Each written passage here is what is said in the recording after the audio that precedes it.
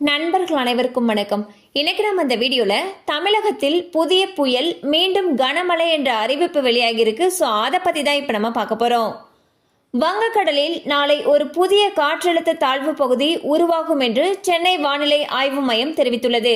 அதாவது ஆந்திரா மற்றும் அதனை ஒட்டிய பகுதிகளின் மேல் ஒரு வளிமண்டல மேலடுக்கு சுழற்சி நிலவுவதால் மத்திய மேற்கு மற்றும் அதனை ஒட்டிய வடமேற்கு வங்கக்கடலில் நாளை ஒரு புதிய புயல் சின்னம் உருவாக உள்ளது.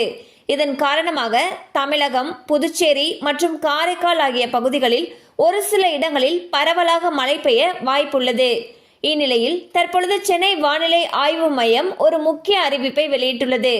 அதாவது இன்று இரவு தமிழகத்தில் சென்னை, செங்கல்பட்டு, காஞ்சிபுரம் மற்றும் திருவள்ளூர் ஆகிய 4 மாவட்டங்களில் இடி மின்னலுடன் கூடிய லேசான மழைக்கு வாய்ப்பு இருப்பதாக தெரிவித்துள்ளது.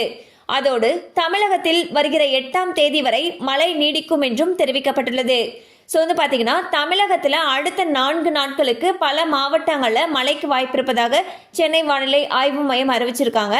அந்த வகையில் இன்று இரவு பார்த்தீங்கன்னா தமிழகத்தை பொறுத்த வரைக்கும் சென்னை, செங்கல்பட்டு, காஞ்சிபுரம் மற்றும் திருவள்ளூர் ஆகிய 4 மாவட்டங்களையும் இடி மின்னலுடன் கூடிய லேசான மழை பெய்யும் சொல்லியிருக்காங்க.